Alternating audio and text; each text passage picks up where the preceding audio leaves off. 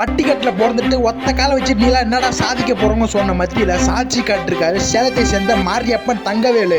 மாரியப்பனுக்கு சின்ன வயசுல ஒரு சின்ன ஆக்சிடென்ட் ஏற்பட்டதால அவருடைய ஒரு கால் போயிடுது.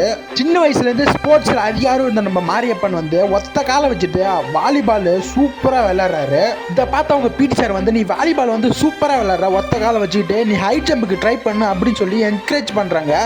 மாரியப்பன் அதனால கிட்டத்தட்ட 20 வருஷமா அந்த ஹை ஜம்புக்கு அவசரம் ட்ரைனிங் எடுக்கிறாரு.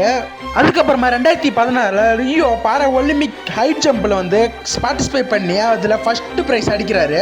மாரியப்பன் அதுக்கப்புறம் பல போட்டிகளையும் கலந்துக்கிறாரு. 2019 இந்தியாவுக்கோசரம் பிரான்ச் மெடல் வாங்கி கொடுத்துருக்காரு. 2021 சில்வர் மெடல் வாங்கி கொடுத்துருக்காரு இந்தியாவுக்கோசரம். அது மட்டும் இல்லை, இப்போ ரீசெண்டாக நடந்த 2024 ஜப்பானில் நடந்த பாரா ஒலிம்பிக் போட்டியில் ஹை ஜம்பில் இந்தியாவுக்கோசரம் கோல்டு மெடலை வாங்கி கொடுத்துருக்காரு. இவரோட அச்சீவ்மெண்ட்டை பார்த்து இவருக்கு பத்மபூஷன் அவார்டும் அர்ஜுனா அவார்டும் கொடுக்கலான்னு சொல்லியிருக்காங்க.